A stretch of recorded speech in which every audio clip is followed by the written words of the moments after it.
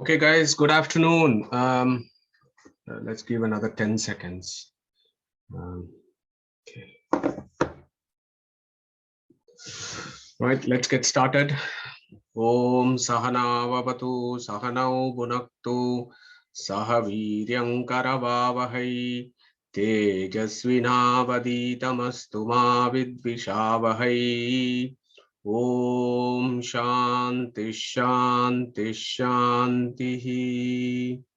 Yo antah pravishya mama vacha imam prashuptam sanjeevayati akila shakti darasvadamna anyamshta hastacharana shravanatvagadin pranan namo bhagavate purushaya tubhyam lasatu shrimadanandatirtendurno hrudambare yadvachas swanta santapam vinikrantati पदवाक्य प्रमाण ज्ञान प्रणम्य शिरसा गुरून् व्याकरिष्ये यथाबोधं विष्णु तत्व विनिर्णयम्. So good evening everyone. Hope you're all fine, safe, enjoying the weekend. So let's have a quick recap as to where we left last week. So this is a summary slide of what we have done over the last 5 sessions on contemplation of Katha Upanishad.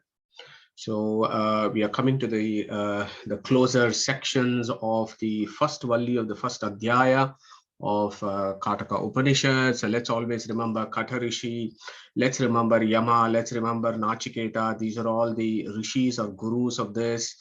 Let's remember Vamana Namaka Paramatma, who is the Devata for this particular Upanishad, and Anushtup is the Chandas in which much of this Upanishad is there. So let's remember them before we start the discussion. So where were we last week? So far, what we have done is we have covered 2 varas of boons that Nachiketa had asked Yama and Yama had given to him. And we have done some pravesha, we have done some introduction into the 3rd vara. So what was the first vara? Let my dad be wise and let me go back to earth. Shanta sankalpaha sumanaha yata syad vitamanyoho gautamo ma abhimrutyoho tvam prasushtam ma abhivadet pratitaha yetatrayanam pratamam varam vrine. So I want to go back to my father. My father needs to have a good, let him be a nice chap, let him be nice to me. And at the same time, I want to carry on with my life on earth. So be it, said Yama. That was the first vara. Second vara was Nachiketa saw his dad doing the Vishwajit Yajna, and the Vishwajit Yajna to go to the Vishwajit Yajna to go to heavenly planets. But Nachiketa said that's probably not a great thing to do, because what I want is I don't want these temporary things. I want to go to this, the real Swarga or Moksha.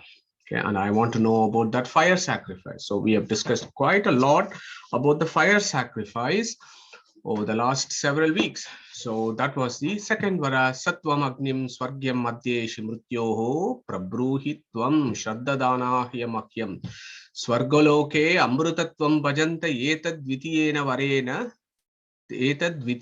vrune varena. So that was the second vara. Once I am back on earth with my father, I want to do that fire sacrifice that will liberate me and take me to moksha. So that was the second vara that Nachiketa asked, and Yama had this extensive discussion of what that fire sacrifice involves in Kunda, Pinda, and Kala. That is very relevant to us as human beings who have the sadhana sharira, where when we live for 100 years, how do we conduct our lives so that we have a chance of actually going to moksha after having worshipped this Swargyam Agnim, which Yama then says this Agni is going to be called as Nachiketa Agni. Okay, so we saw that in the second vara. So then the third vara is Yeyam Prete Vichikitsa Manushye asti eke, na ayam asti iti cha eke. So that is the third vara that we discussed last week in some detail as to what is the contextual relevance of the third vara. And I've told you a number of times now, Nachiketa has gone to moksha after having received the second vara. So his logical next question there is, what happens in moksha? How do the souls exist? Do the souls retain their identity in moksha? Are jivas different, equal, or become Brahman in moksha? Are jivas independent or dependent on Brahman in moksha? Is there niyamakatva? So niyamakatva, that means controllership of Brahman in moksha. Or we are just allowed to do whatever we want to do in moksha. If there is controllership of Brahman, what are his greatness? So these are all the questions, the natural questions. These are logical questions that come to Nachiketa, and he asks Yama those questions. And in that process, he is also doing us a great service of actually making us, and as I've told, as we discussed several times before, we should all get into Nachiketa's shoes when this discourse between Nachiketa and Yama is taking place. And we need to assess ourselves of where we are in this scheme. Are we like Nachiketa, or are we like Shvetaketu, or are we like somebody else? Yeah, so we need to gauge that ourselves. So that is our individual experimentation that we need to do. So the key point there is the third vara is about the state of moksha. Yeah, so it is not about whether souls exist after death or not. And it's always worth going through these key verses, which I will take you very briefly. Jivas existing after giving up their gross bodies has already been discussed in the context of the first vara. When Nachiketa said, when his father said, go to hell, I'm mrityaveta dadamiti, he said, bahunamemi pratamo, bahunamemi madhyamaha, Kim Swidyamasya Kartavyam Yanmaya Adya Karishyati. And Nachiketa has already said that. And in that, he has said that, let me go along this endless queue of souls that go to Yamaloka. So in that sentence, this concept of jivas exist after shedding their gross body has already been dealt with. Yeah. So the third vara is not about that. Also, the very next verse, Yamadutas have said, Anupashya yata purve, pratipashya tata pare, sasyamiva martyaha pachyate, sasyamiva jayate punaha. So Yamadutas are also saying, look, Nachiketa, see these souls who are being boiled in, who are all being boiled and cooked in Narakaloka because of all the bad deeds that they have done. After they have suffered here, they will again go to Mrityuloka and again suffer. Yeah. So even in that, Yamaduta has already said, look at those souls who have come here to Yamaloka after shedding their gross bodies. So even in that sentence, jivas exist after giving up their gross bodies has been already discussed. Nachiketa has been described as a clever boy who can, and how can he ask a silly question? Why do I say that? So prate bravimi tadume niboda swargyam agnim nachiketaha prajanan. So this prajanan is a significant word. Prajanan, pra plus janan. Pra can mean prakrishta, but pra is also a shortened version of para. Paratattva is whom? Paratattva is the supreme being himself. So Nachiketa is Prajanan in the sense he has some knowledge about the supreme being already. So he's a clever boy. He's been described as Prajanan. He's not going to be asking a silly question. Okay. Brahman exists in moksha has also been discussed previously, which was Anantalokaptim Ato Pratipshtam. So Ananta Lokapti, we have discussed this before. It is a name of Brahman, but it is also our situation when we go there in moksha. Pratishta means it is about this person, this Brahman who is there in Vaikunta, and he is there, he is always there as a Niyamakatva, and there is that description that has already been introduced. So Brahman existing in moksha has also been discussed. So I am not tired to reinforce this concept that the third vara is not about discussions of souls and whether they exist after death or not. That is a very superficial rendering. We are not here to have superficial discussions. This forum is about deep philosophical speculation in a contextual relevance of the Kata Upanishad, which is part of the Krishna Yajur Veda. So hopefully that makes a good revision of what we have done so far. So once Nachiketa has said, Yeyam prete vichikitsa manushe astiti eke na ayam astiti cheke, he goes to the next verse. Next verse he says, Yetad. So this is a new verse for us today's class. Yetad vidyam anushishtaha tvaya aham varanam yesha varaha tritiyaha. So yetad vidyam. So etad vidyam. Etad vidyam. Etad means this knowledge about what is moksha, what is the state of moksha, how is Brahman in moksha, how is his niyamakatva of the souls, etc. Vidya. You know this very well. What Vidya do you know? That Vidya that I had said in the previous line as to how one group of people say Asti iti eke. So Asti there means what? Sreshta vastu. Yat sat tato adhikam. So Asti means the Sreshta vastu, that it is there and it is the controller in moksha. Yeah. So remember these words. Asti iti eke. Na ayam astiti cha eke. So there are two ekes that come there. So what does that eke mean? Two meanings there. One eke means mukyanya kevalaha, which means the knowledgeable. So the knowledgeable say asti iti eke. Na anyat asti iti cha eke. So anyats, there are others who think that this sreshta vastu does not exist in moksha, or that we become that sreshta vastu. Yeah. So those are the ignorance. Anyatra artakaha.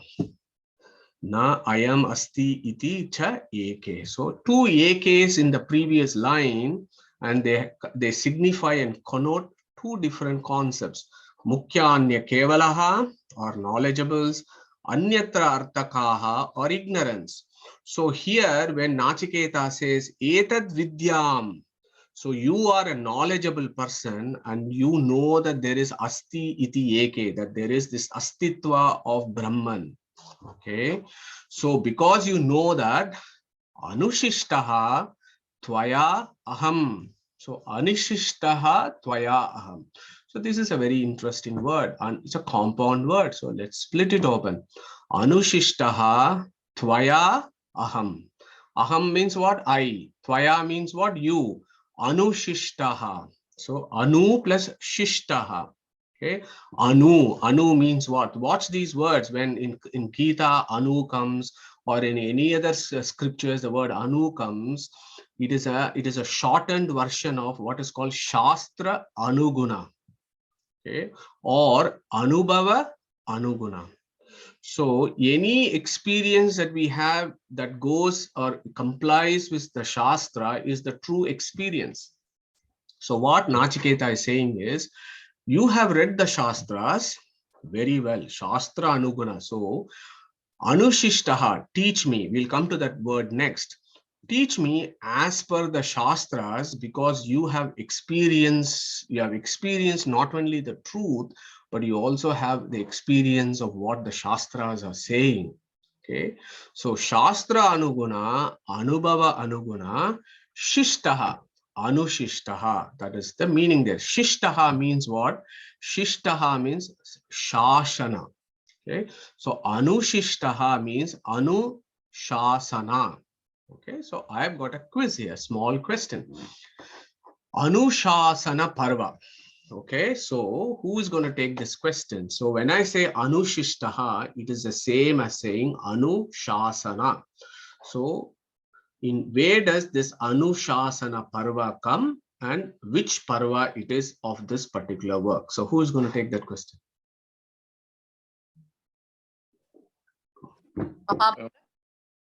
Sheilaji? Mahabharat. Is it from Mahabharat? Thank you, Sheilaji. Very well said. So which Parva it is?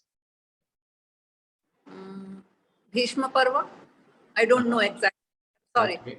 Yeah, Is it no bad worries. they were Madhu, is it the Anushasana Parva is bad they were hiding?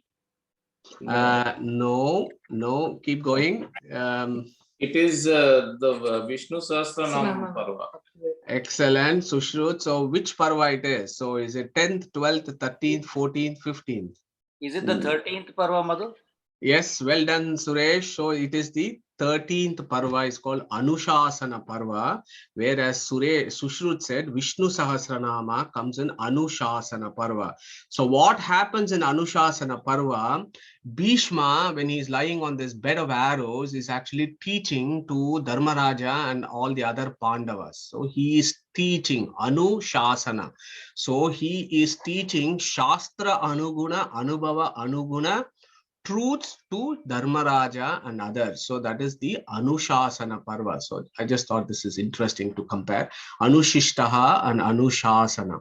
The 6th Parva, Shilaji, is Bhishma Parva, where the Bhagavad Gita is. So 13th Parva is Anushasana Parva. So here he says, Etad Vidyam. So Yama, you know this very well. And because you know these truths, why don't you teach me? Yeah, with all the knowledge that you got. Yeah, so this is my vara. Okay, so he says, Etad vidyam anushishtaha tvaya aham varanam yesha varaha tritiyaha. So this is my third vara. Okay, so at this point, this gets interesting. So I want to really spend the next 45 minutes to an hour just talking about this interaction that happens between Nachiketa and Yama over the next several verses. As to, Yama is now thinking, okay, there is this young boy who's 8 years of age and who has come to me and he's asked this vara about what is the state of moksha, what happens there. This is such a subtle question.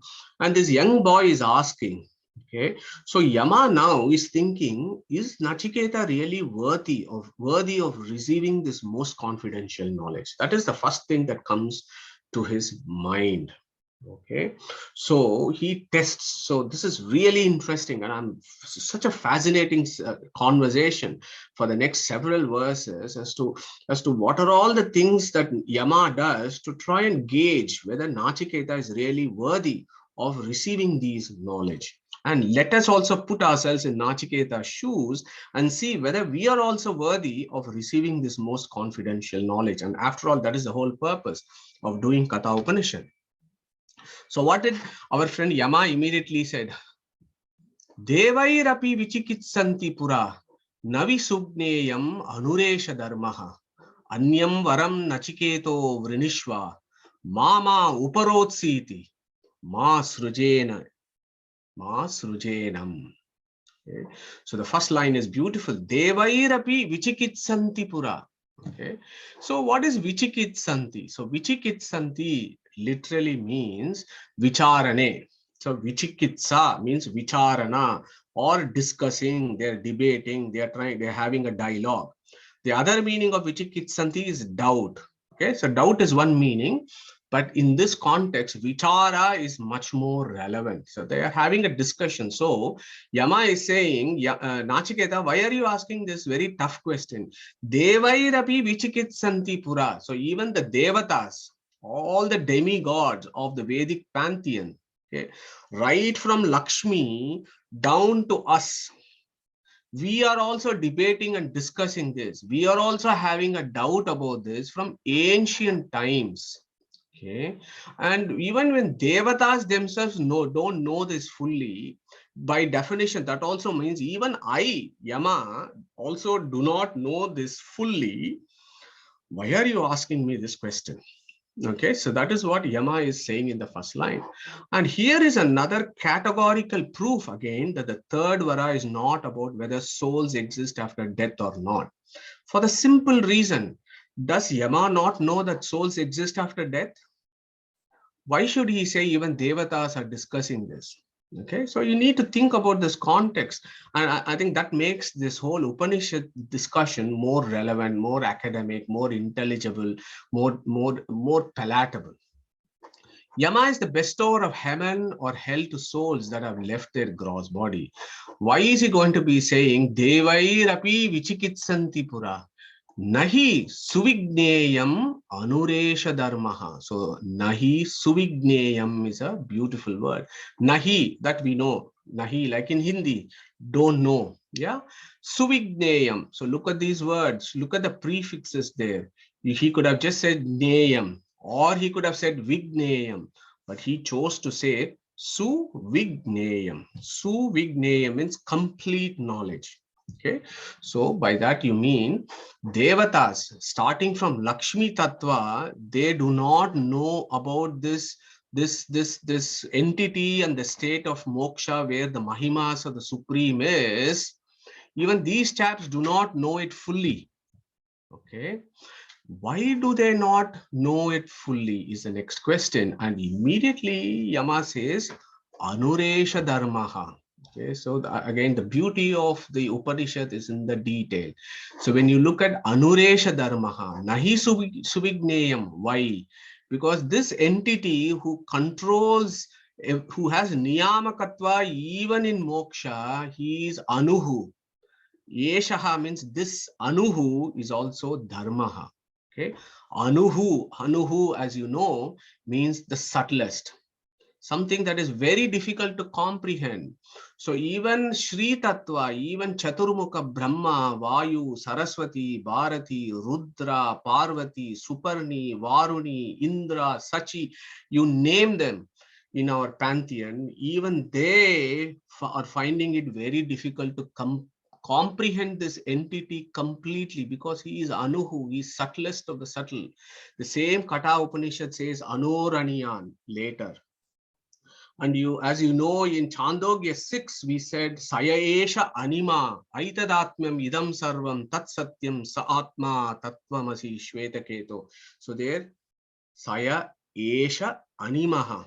So even there, anima comes. So anima or anu is a recurrent theme in the Upanishads and also in the Gita to talk about how this entity is subtle. Eshaha means this. He's also called dharmaha. Okay. Nahi suvigneyam anuresha dharmaha.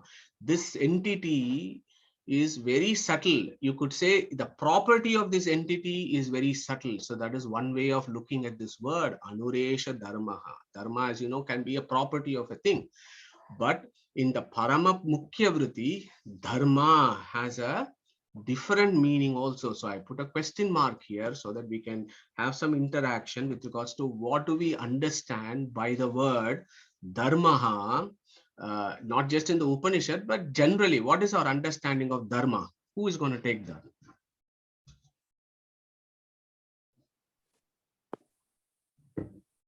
Paresh, go for it.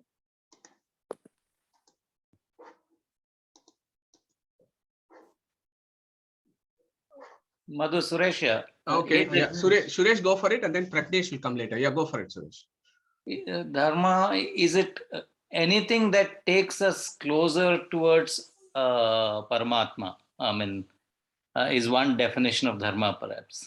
Yeah, thank you, Suresh. Yeah, agree. Yeah, dharma. Yeah, Sushrut. No, we'll come to Pragnesh first, and then Sushrut. Pragnesh ji. Two things. First is it is the first purusartha, dharma, artha, kama, moksha. So that's one thing. And dharma, in another sense, is a righteousness. So what is right on a given occasion, in a given by given individual? That's dharma. This is my understanding. Beautiful, Pragnesh. Thank you, Sushrut. Hello, Mathu. Yeah. Dharma is also Vishnu's name. Yeah, thank you, Neetaji. So all of us, all of you got the various ideas of dharma absolutely spot on. So thank you very much for that contribution. So dharma has got so many different meanings, and as you know, our Sanskrit language is such an expansive language, and it's got so many different meanings. So you will have to take the meaning that is contextually relevant here. So what is the contextually relevant meaning here? Because here Yama has said Anuresha Dharmaha, this is Anuhu, and it is also called Dharmaha. So let us look at the etymology of Dharmaha. And again, Dharma has got so many etymological meanings. So one is Dharayati iti Dharmaha, that which sustains. Yeah. So that which is the inner controller of everything is dharayati iti dharma. So if you look at that ultimate sense, dharma is a name of Vishnu. And as Neetaji rightly pointed out, dharma is a name of Vishnu. So let us go to Vishnu Sahasranama itself. In Vishnu Sahasranama, 43rd line, he is praised as Shreshto Dharmo Dharmavid Uttamaha. So Dharmaha is one of the names of Vishnu. Okay, so the meaning, the reason why Vishnu is also called Dharma is because Dharayati iti Dharmaha. Now, this is interesting because when you compare Katakas, in Kataka, the various places Dharma comes. So when Kataka says Dharma, you also look at Gita, of course, and you look at Bhagavad Gita and say, where else Dharma has come? And not surprisingly, the very first verse of Bhagavad Gita has got that. So I'm going to invite one of us to recite the very first verse of Bhagavad Gita. And who wants to take this on, please?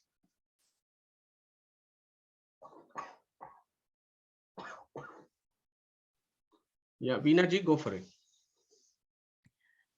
धर्मक्षेत्रे कुरुक्षेत्रे समवेतायुत्सवः मामकाः पाण्डवाश्चैव किमकुर्वत Sanjay.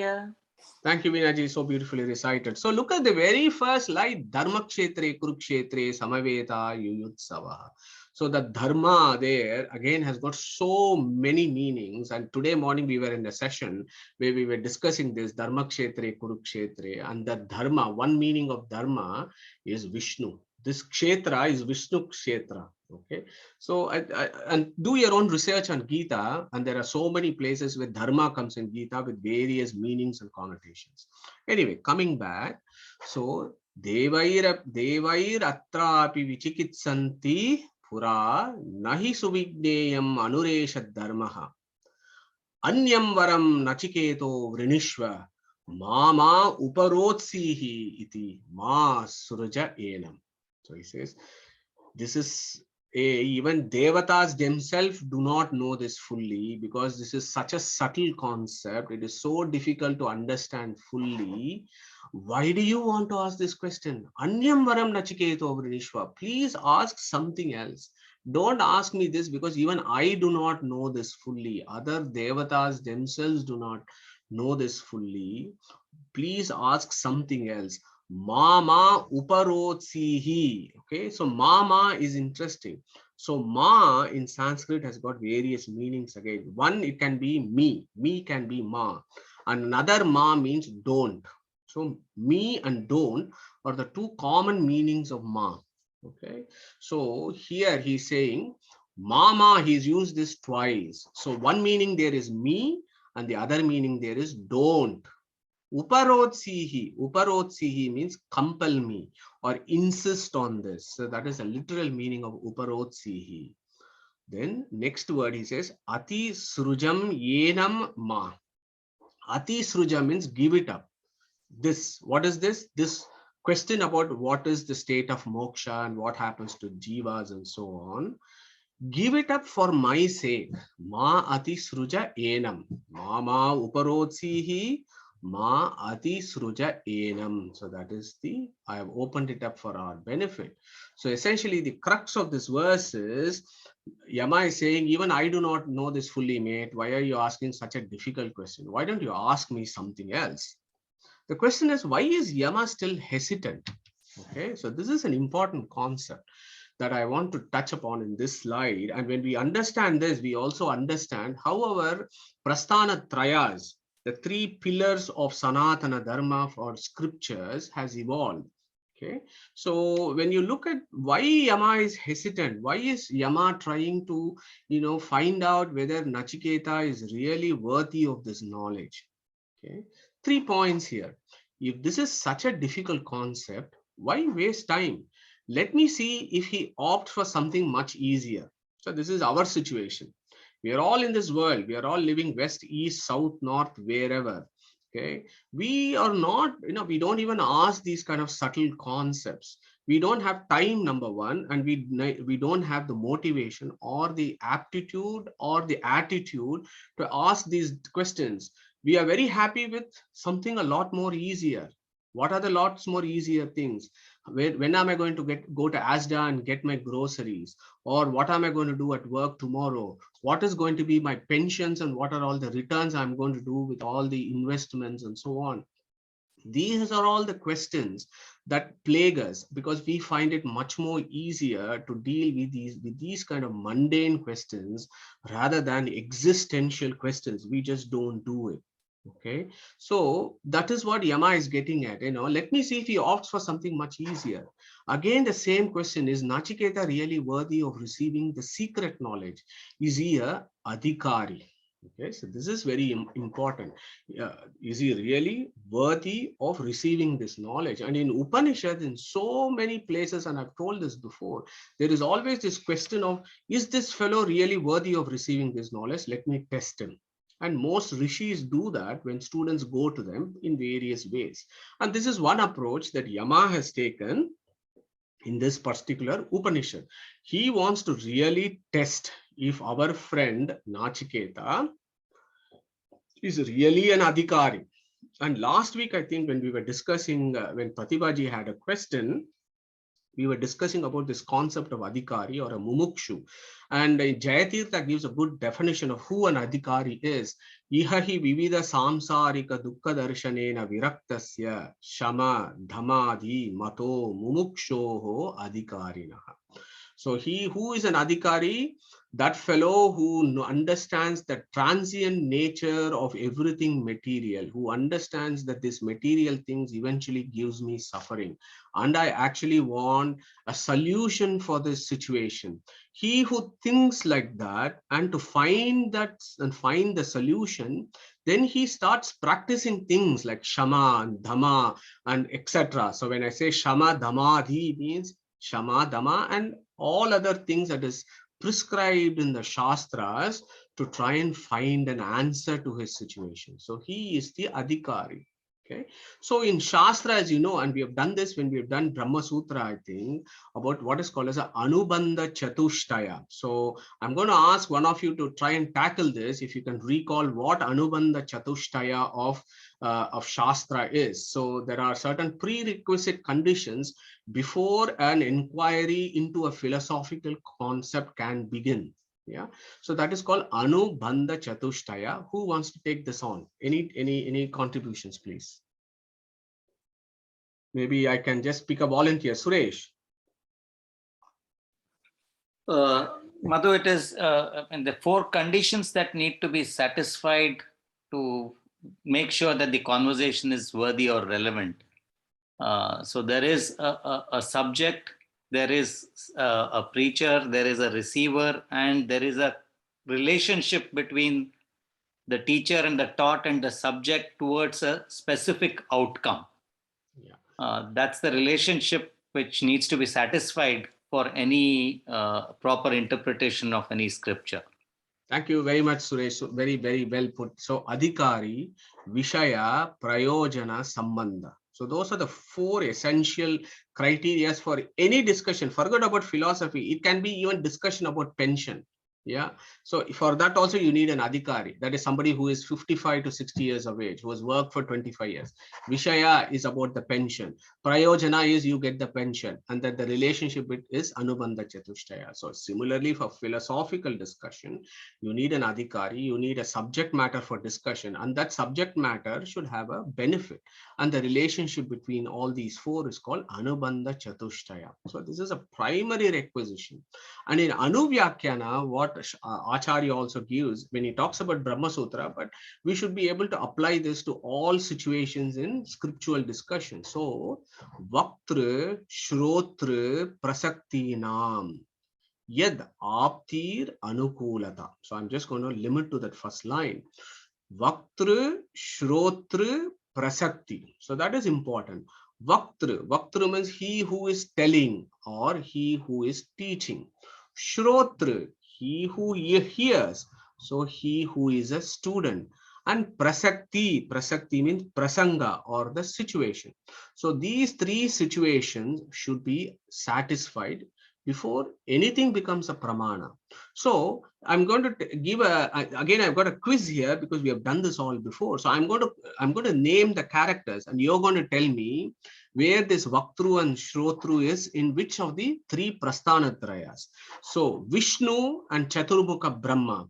Vishnu is the Vaktru, Chaturmukha Brahma is the Shrotru. So which scripture it is as a part of Prasthanatraya where this situation is?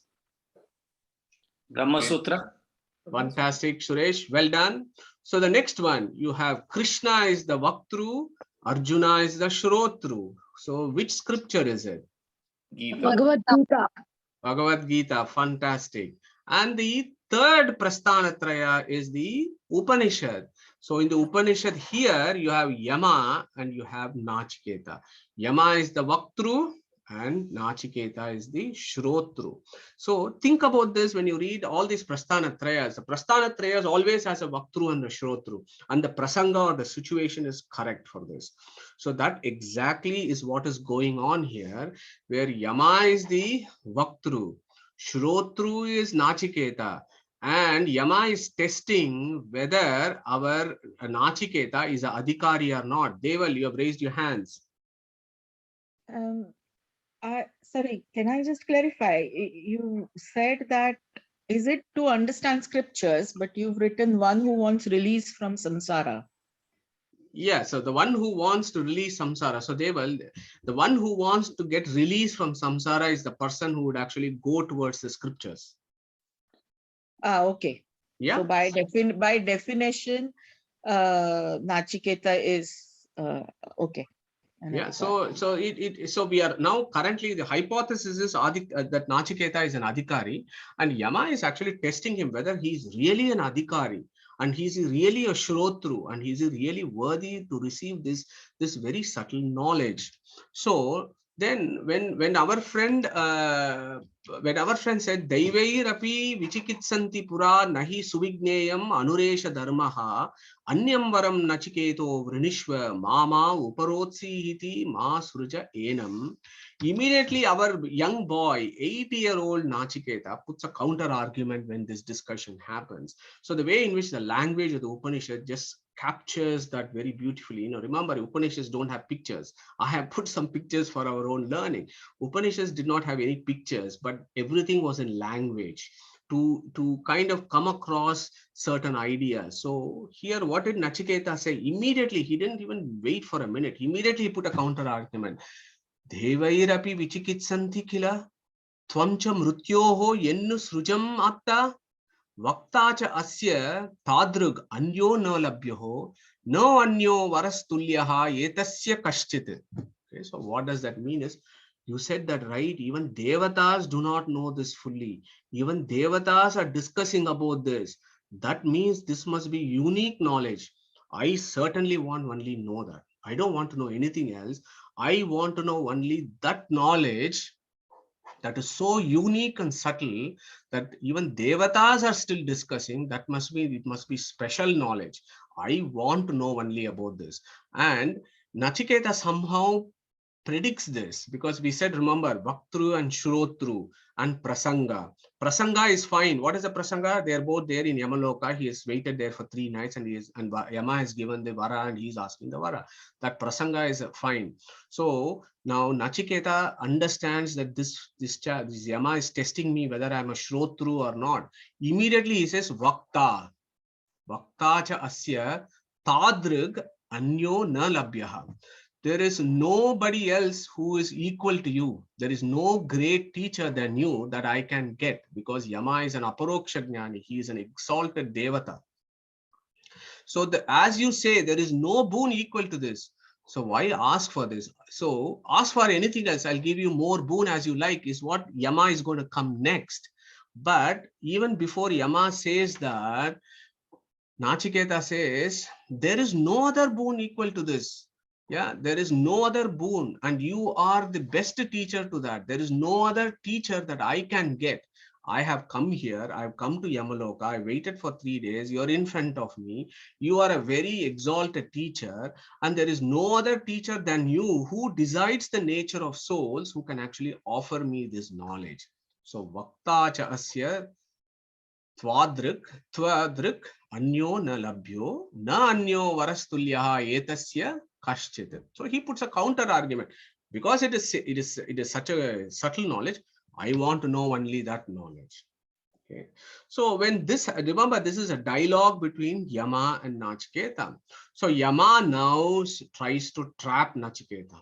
Okay, so these are beautiful verses. The next 2 or 3 are amazing verses that was relevant in the Vedic times, and it is completely relevant today. And I want to spend the rest of the class actually going through this. So what Yama says is, okay, let me test this boy again.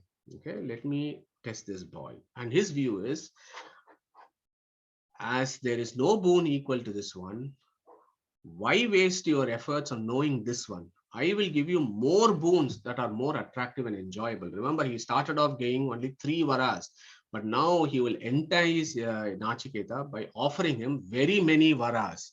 What are those varas that potentially could tempt Nachiketa not to ask those subtle questions? Yama will say, Shata Ayushuhu, Putra Pautran Vrinishva, Bahun Pashun Hastin Hiranyam Ashwan, Bhumer Mahad Ayatanam Vrinishva, Swayam Cha Jiva Sharado Yavadichasi. So that is the first verse of this. So beautiful. He says, why do you want to waste time knowing about that moksha, whether God is there, whether you are going to become him, you are going to be different? Why you want to waste? I will give you 100 years. Shata Ayushuhu. Putra Pautran. Your children, you will have good children. They will have grandchildren. You will have such a long life that you can have a good time with not only your children, but also your grandchildren. I'll give you that vara. Why don't you just take that? And when these examples are given, what I want to do here is think about ourselves and how we lead our lives and what we feel are important to our lives. Shata Ayushuhu, long life. Putra Pautran Vrinishwa. That is all what we are seeking in this mundane world. So I've got this one here, this cartoon. One here corresponds to the picture I've got there. Shata Ayushuhu, Putra Pautran Vrinishwa. Bahun Pashun Hasti Hiranyam Ashwan. So beautiful. So this gives you how the Vedic civilization was. Bahun Pashun. Bahun Pashun means what? Many cows. And as you know, in the Vedic times, cows were the source of economy. They not only gave milk, butter, ghee, curd, etc., but they were also source of wealth, and they were exchanged. They were part of the economy at that point. So he said, I'll give you a lot of cows, lot of wealth, essentially. So lot of cows. Hasti. Hasti means elephants. I will give you beautiful elephants, because in the Vedic times, if you're a king or somebody who is very rich, you will have elephants in your backyard. Hasti. Then Ashwan. I will give you lots of horses. You can have as many horses as you want, as many cows as you want, as many elephants as you want. Now to maintain this, Hiranyam, I will give you lots and lots of gold, wealth, so that you have enough money to look after your cows, elephants, and horses. Why don't you ask for that? Why do you want to waste your time asking about the subtle concepts of moksha? Nobody is interested anyway in the mundane world. Why do you want to ask that? So when Yama is asking these questions, I was just thinking about what we are doing in our mundane lives. Cars, for example, I am currently in the process of changing a car. So I may get another car, or somebody may want to, go for a sports car, whatever. Somebody wants to have a private jet. Somebody wants to have a yacht, and to maintain all this, they might be a big banker, or they might be a CEO of a multinational. Our friend Yama is saying, I will give you all that. Why do you want to waste asking this big, subtle, existential questions? Don't waste your time asking that. Then he says, Bhumer Mahad Ayatanam Vidishwa. Ask for a lot of land. You want to have a house with a huge backyard? I will give you this. You want to have a huge farmland? I will give you this. Swayam cha jiva sharado yavadichasi. To enjoy all this, I will give you long life, up to say 1 Manvantara if you want. Sharado, Sharad means what? So who is going to answer Sharad? What does Sharad means? In the various seasons in Sanskrit, Sharad indicates what? Winter. Okay, Sharad is autumn, Devalji. Ah, Yeah, okay. yeah. So Sharad is autumn, but you were close. Yeah. So Sharad, so different seasons. So he says you can live for as many autumns as you want, which essentially means you live for you don't want Shata Ayushu, you're not satisfied. Live for thousands of years. If you want to live for one Manvantara, so be it, so that you can enjoy all this. When you have so much I can offer you in this mundane world, why on earth you want to know about this Anuresha Dharmaha? Don't waste your time. And then he goes on in the next verse, if whatever I have offered you so far is not enough, ask for more. Yetat tulyam yadi manyase varam. So if you think this is not enough, vrinishva vittam chiranjivikam cha mahabhumau nachiketaha tvam yedi kamanam tva kamavacham karomi. Yes, beautiful verses. Again, we got to think ourselves in that shoes. This is what we are doing at this point of time. And Yama is pointing that out. He's actually pricking our conscience here. Vrinishva vittam. Vittam means what? Wealth. You want as much money as you want? I will give you.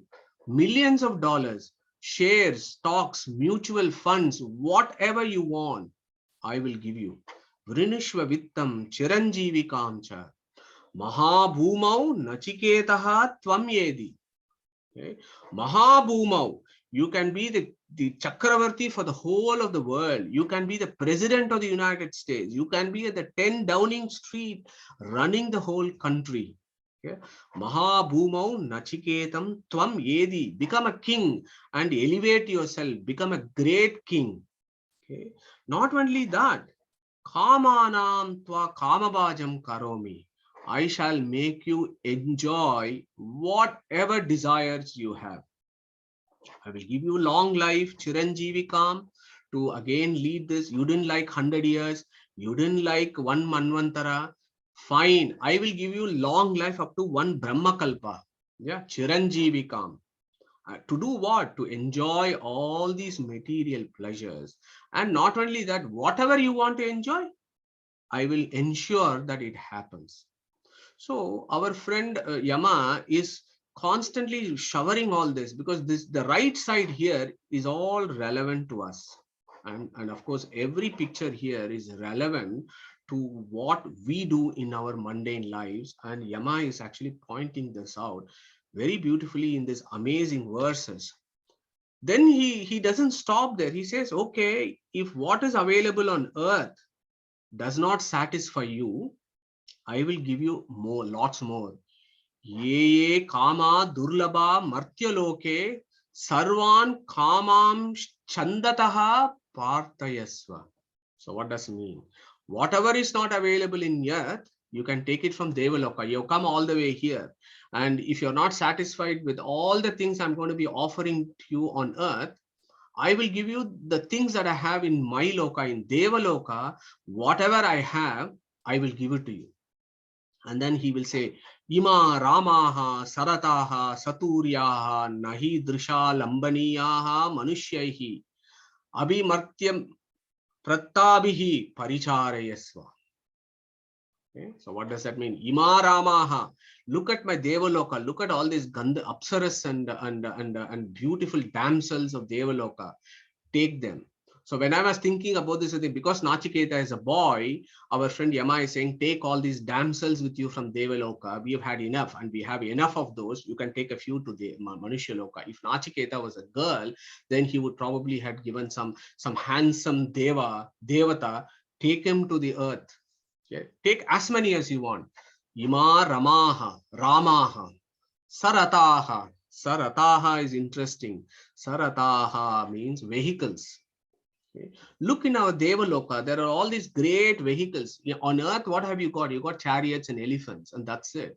But in our Devaloka, we have these fantastic spacecrafts. We have all these major, modes of transport where they fly if you want, they can go on the sea if you want, they can go on the road if you want, they can do whatever you want. Take as many of this as you want. Saturyaha. That is an interesting word. I got a quiz there.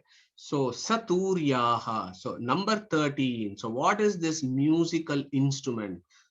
Who is going to take that? So that instrument I've labeled as...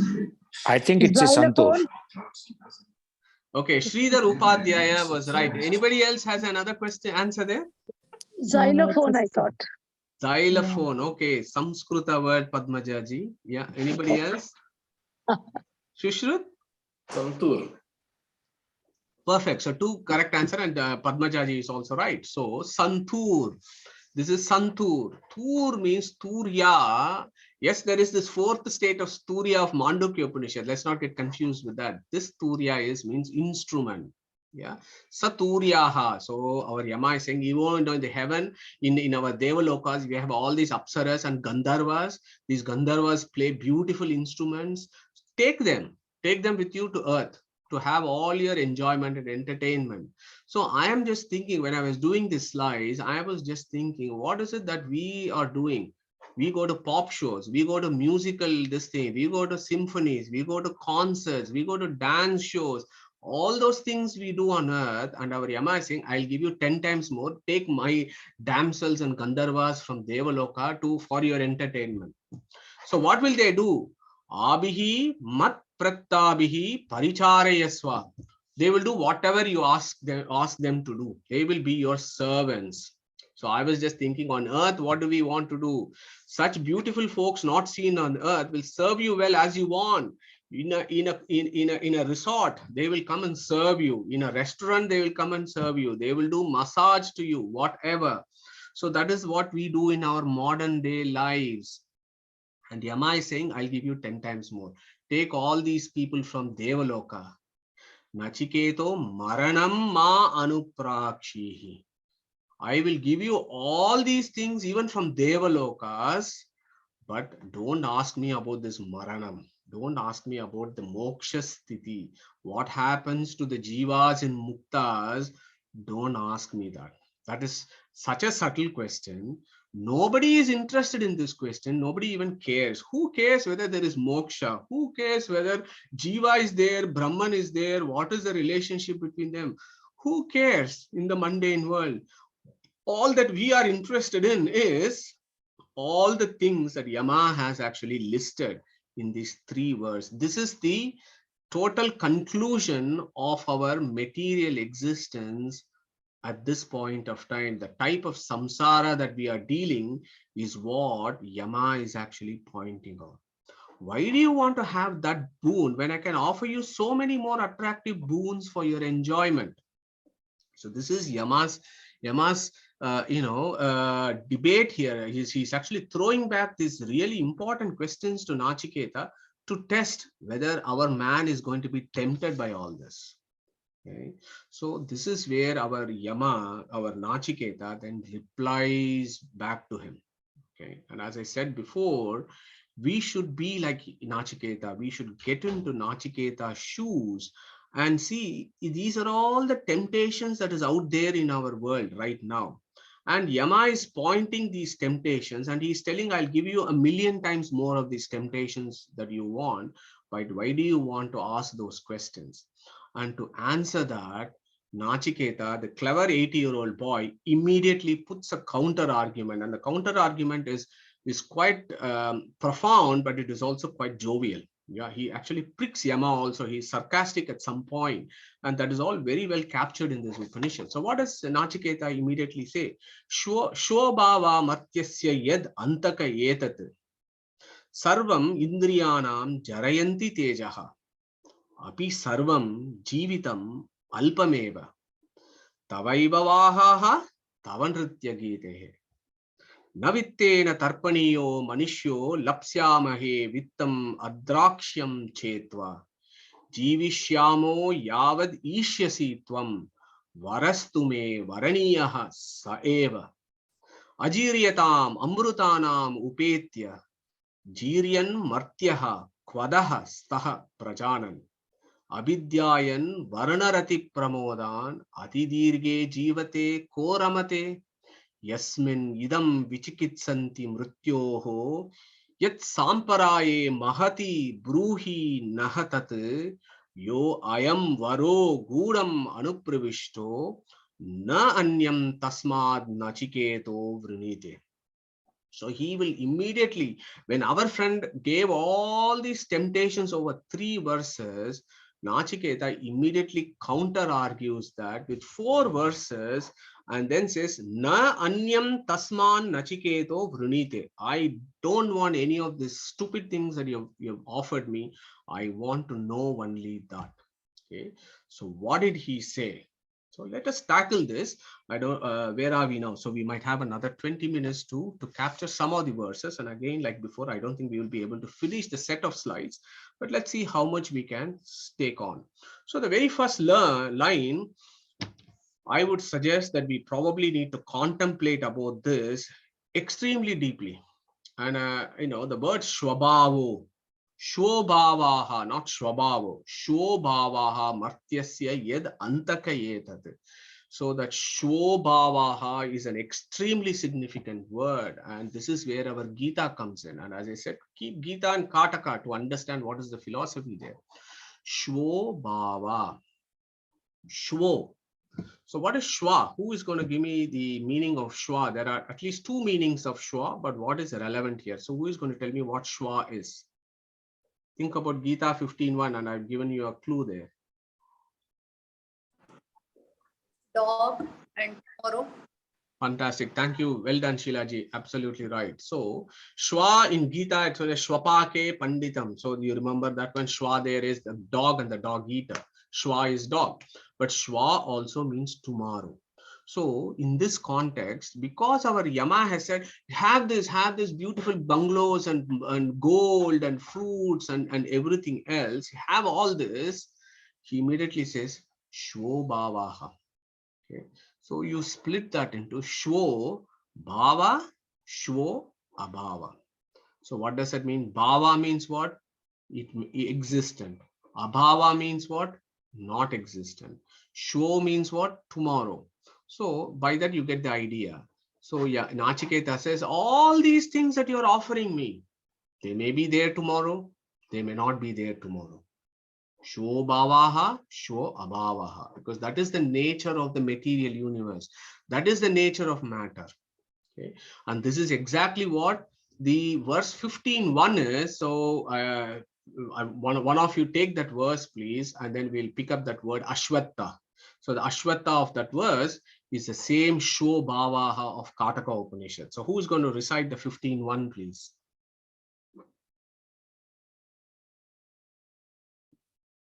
Volunteers. Shall I go? Yeah, go for it. ऊर्ध्वमूलमधः शाखम् अश्वत्थं प्राहुरव्ययम् छन्दांसि यस्य पर्णानि यस्तं वेद स वेदवित्. Beautiful, Binaji. Thank you again. So there, Urdhva Moolam Adaha Shakam Ashwattam. So Krishna there also describes this material universe as Ashwattam. And go back to the sessions that we did on chapter 15, because that Ashwatta has got 10 meanings at least. And I've listed those 10 meanings in that particular slide. And I've just extracted one of the 10 meanings. Ashwattam. A plus Shwa plus Tha. The remaining, shwa tomorrow, not remaining tomorrow, means that this is a constantly changing dynamic universe. So similarly, our friend says, etat, so shvabhavo martyasya yed antaka etat. Etat means all these things that you have actually listed that you will give me so far. What is the nature of those things? They are all shobhavaha. Martyasya. Next, look at the next word, martyasya. Okay, so he says these are all temporary things. They may not be there tomorrow. They may be there tomorrow. They are bound to die, decay, disintegrate. My body is martya. Yama, you are also Martya. Your body is also going to go away at some point. Even you do not last forever. So how can these things last forever for us? When we ourselves are not going to be here forever, how can we assume that these material things that you are giving me are actually going to last and give me everlasting pleasure? Yeah, Martyasya yad, whatever there is, Antaka. Antaka is a name of Yama. Yeah, it's Antaka is a name of Yama. You make death happen to me and us. You yourself make death happen to us, and I will become Martyasya. And the things that you're going to give me is also temporary. So how on earth does it make sense that I am actually going to go for this? Okay. And immediately, as he said, because these are all external objects, like, so we got our 5 indriyas and we have the tanmatras and shabda, sparsha, rupa, rasa, and gandha. All these 5, we have these 5 indriyas and we are enjoying all these with these contacts. And immediately next line, Nachiketa says, Sarva indriyanam jarayanti tejaha. So this is very nice here. How many laddus are we going to have? How many gulab jamuns are you going to have? How many Mysore Paks are we going to have? We might have one in a dinner party. You might have 2. But if somebody asks you to eat 15 or 20 laddus in one go, eventually this will wear us out. You get desensitized with all this. Yeah.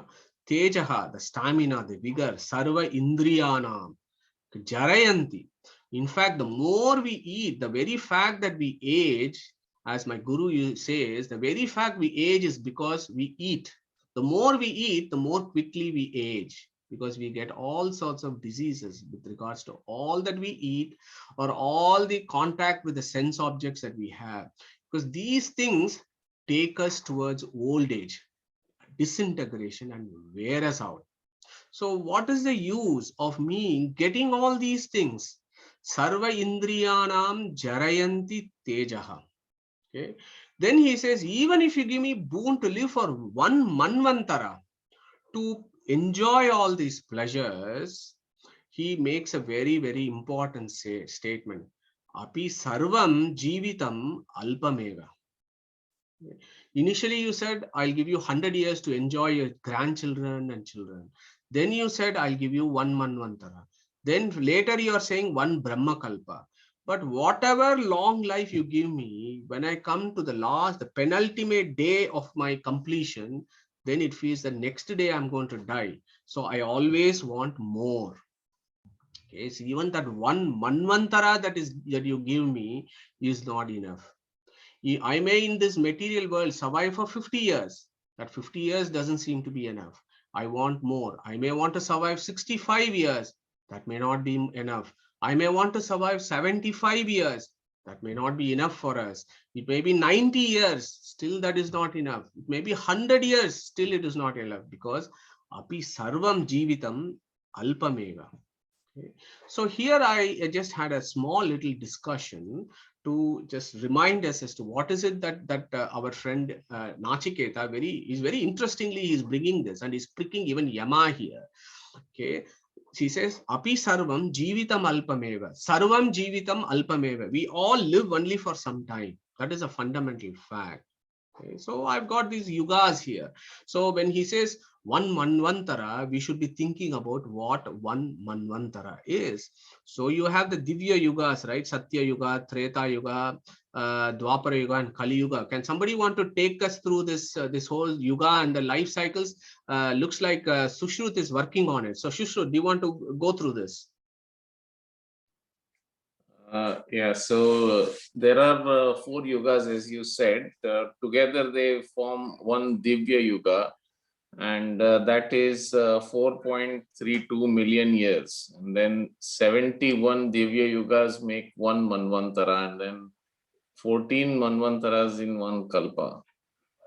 And that is 1 Kalpa is 1 day in Brahma's, for Brahma. Then there is night when there is destruction, where there is no life. And then there is life again. So multiple cycles. Yeah. Thank you, Sushil. So when you look at 1 manvantara, it is 306.72 million years.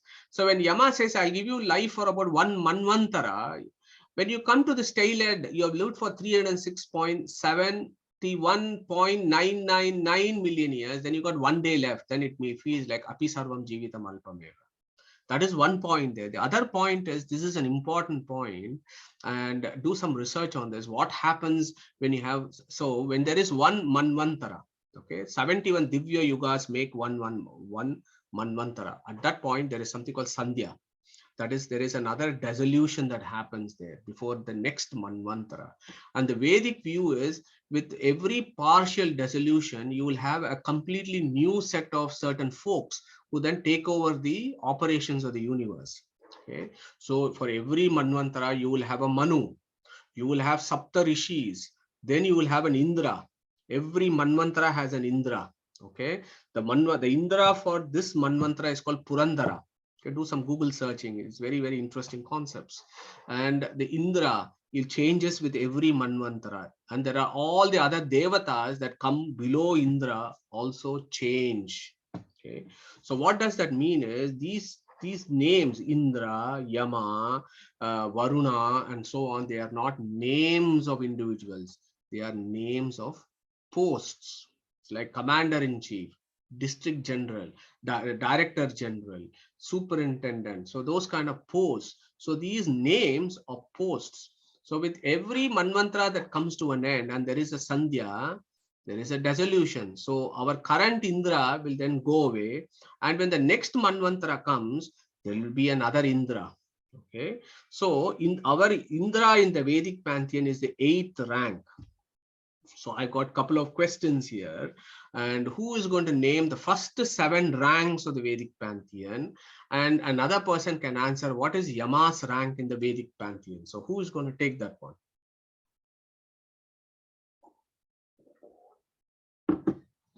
What are the first 7 ranks of the Vedic pantheon? Is it Krishna, Lakshmi, Brahma, Yeah. Vayu, Yeah.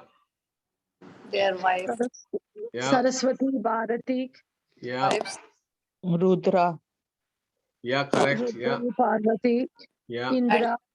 So Rishi. Indra, okay, excellent. So you are, so most of you got all of it. In fact, all of it. So you have Vishnu at number 1, then Lakshmi at number 2, then you have Chaturmukha Vayu, Rijus in number 3, and then number 4 is their consort Saraswati, Bharati. Then you have Garuda Sesha Rudra in number 5. Then you have Vishnu's son Mahishis in coming next.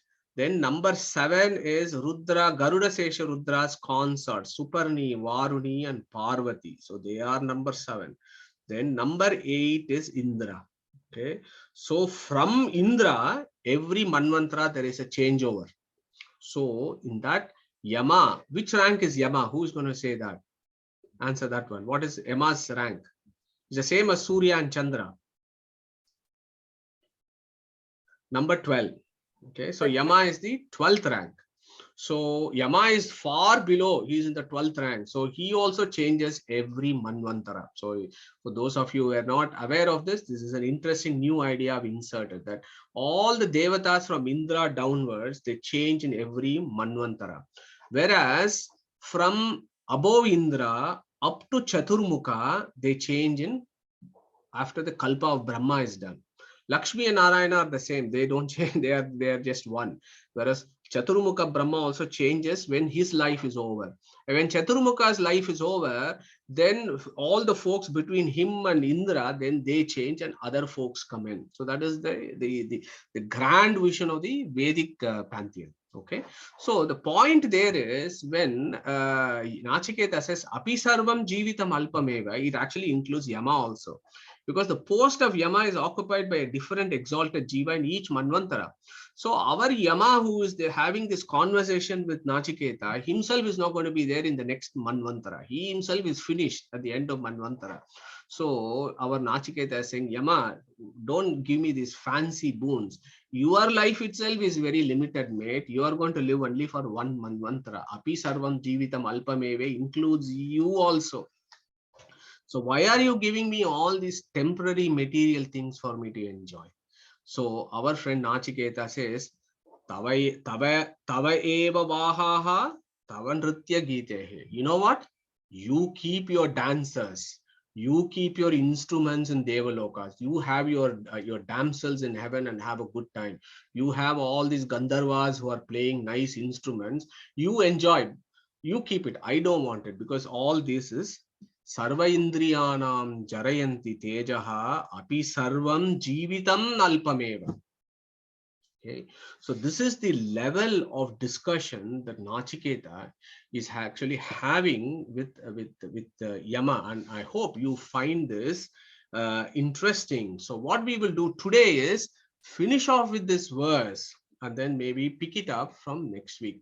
Navittena tarpaniyo manishyo lapsyamahe vittam adraksham chetva jivishyamo yavad ishyasi tvam Varastume varaniyaha saeva. Yeah. So here is an important point for us that that Nachiketa is telling us. Na vittena tarpaniyo manishye. Tarpaniya means satisfaction. Okay. So na vittena manushyo tarpaniyaha. So essentially what Nachiketa is saying is, you said you will give me so much of wealth, but you know what, Yama, the sad fact is Manushas are never satisfied with how much our wealth they have. This is a fundamental truth, not just in the Vedic times, but also now. You may be a millionaire, but you may want to be a billionaire. You may be a billionaire, but you may want to be a zillionaire. You may be a zillionaire, but you may want to be a quadrillionaire. And this is a new term. I had not known this before, quadrillionaire. So no man is ever satisfied with whatever wealth he, she has or is given. They always want more. We start off with a flat. Then we may go to a 2-bedroom house. Then we may go into a 4-bedroom detached house. Then we may go into a 6-bedroom house. Then eventually you may want to go into a mansion. You may want to go into Blenheim Palace or Buckingham Palace or whatever. You may live there. Okay, but nobody is ever satisfied. Then he says, so don't tempt me with wealth. I am not interested in wealth, because this wealth will never satisfy anybody. Even if you give you some, I always want more. Then he says, Lapsyamahe vittam adrakshyam chet tva. Okay. So what he says is, why should I come this far to Yamaloka, see you and ask for wealth? That is the most stupid thing that I can ever ask for, because if I come and just see you, you will give me all the wealth. I don't even have to ask for it as a boon. Adrakshyam chet tva vittam lapsyamahe. I will automatically get all the wealth just by looking at you, because you're such a great devata. Even by looking at you, I'm going to get all the wealth. Why should I be stupid enough to ask for this wealth when I know that if I have some, I always want to have more? Okay. So even if you give me long life, up to 1 manvantara, enjoy wealth and luxury, it is not going to last forever. Okay. Jivishyamo yavad ishyasi tvam. So again, if you go to the previous Manvantara concept, this Yama himself changes. So our friend Nachiketa actually pricks and says, we live as long as you live and rule. Your rule is only for 1 Manvantara. And once it's finished, we are also finished. Okay. So what is the use of all this? Everything still is api sarvam jivitam alpameva. So if there is one verse that you want to take and contemplate for the next few days, it is this. Api sarvam jivitam alpameva. Everything is only temporary. So I don't want anything. Varastu me varaniyaha saeva. I want only to know about that knowledge. That is subtle knowledge and deep knowledge that is going to liberate me from all this bondage. I don't want to know anything else. Okay, so as soon as he says that, then he goes to the next beautiful verse, which I think we should take it up next week, because there is a lot of concepts here, but I just want to recite that. Ajiryatam amrutanam upetya Jiryan martyaha kvadastaha prajanan abidyayan Varana rati pramodan atitirge jivite koramete. Again, profound philosophy of Nachiketa. Comparing these two situations, Ajiryatam Amrutanam and Jiryan Martyaha. So let's take it up next week as to what is it that Nachiketa is actually telling.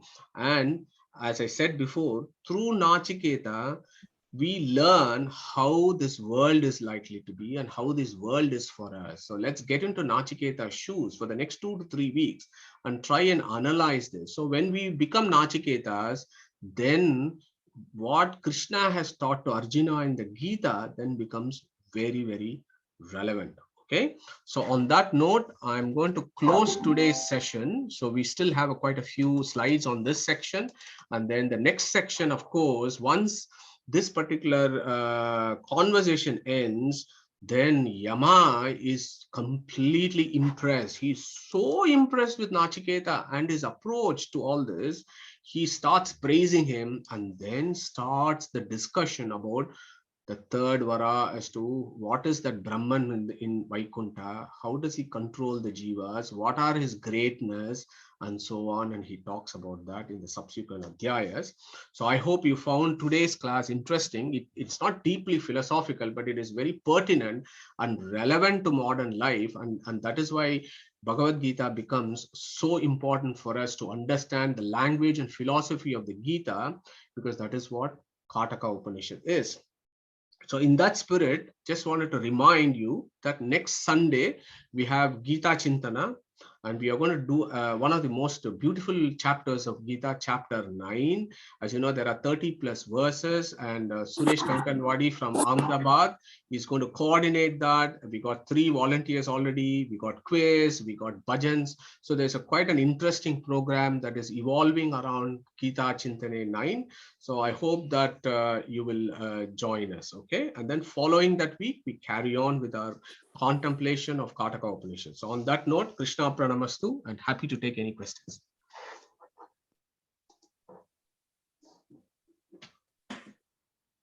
Hello, Madhu. Yes. If Yama is only there up to one Manvantara, but he's offering him up to Brahma Kalpa. So is that? Yeah, that is actually, that's a good point, Neetaji. So actually in the coming verses, he says, you yourself live for only one Manvantara, and how can you give me vara up to Brahma Kalpa? So are you kidding me? Is what that conversation goes. So don't kid me, don't do this kidding arguments, Yama, because I know you are going to be alive for only one Manvantara. Yeah. Oh, so it's going to come ahead. Thank you. Yeah.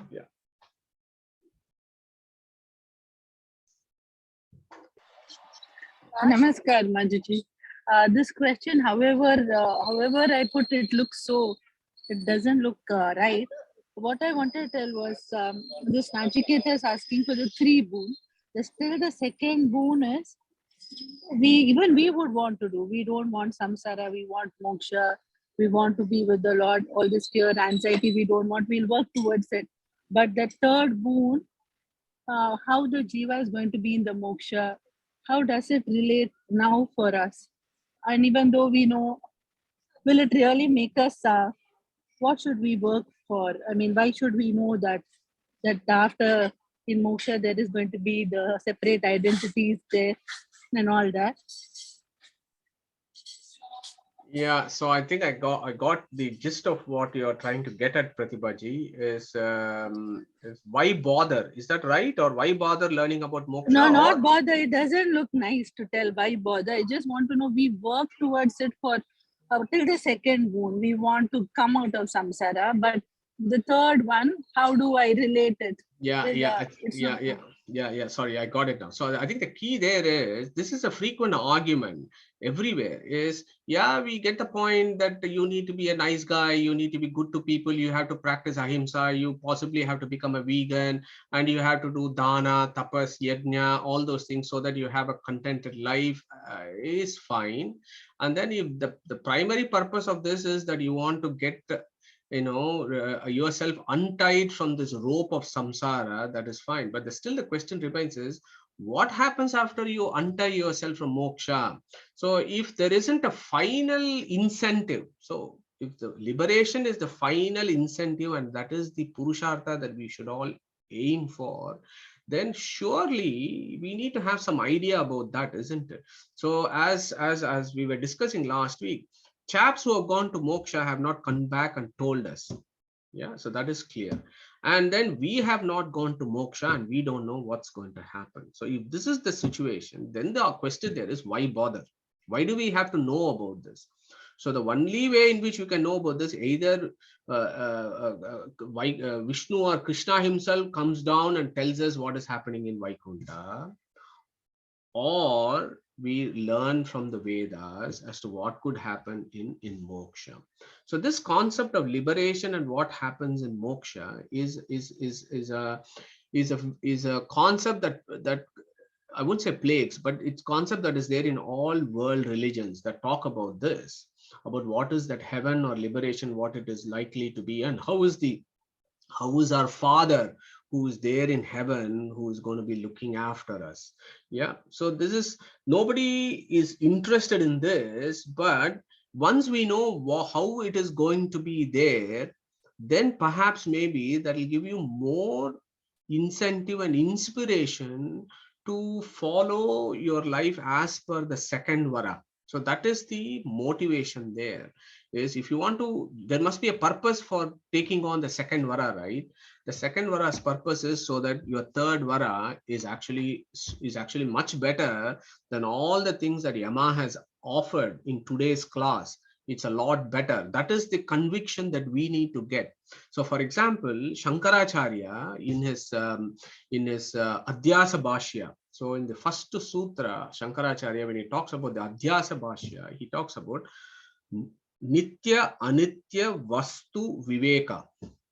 So how are we going to get that Nitya Anitya Vastu Viveka that is going to happen? That is the what is permanent, what is impermanent, how are we going to discriminate and get that knowledge? So how is it going to happen? So for that to happen, we need to know what is that Nitya and we need to know what is the Anitya. And then we can use our Viveka or intellect and take the right journey. And that exactly is what Yama is going to be talking about, Shreyas and prayers. And Krishna talks about Devi Sampat and Asuri Sampat. So they're all linked up with that.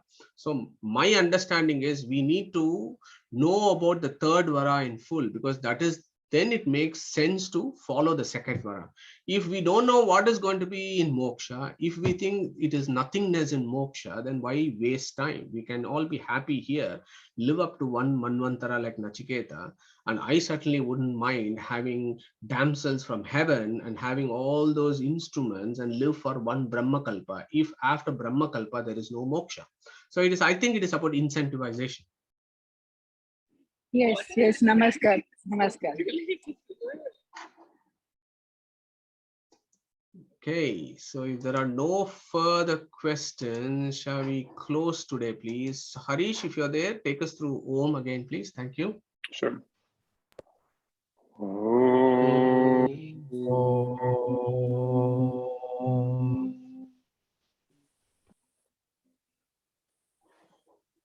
Thank you, everyone. Take care. Thank you. Thank you. Bye. Thank you. Thank you. Thank you.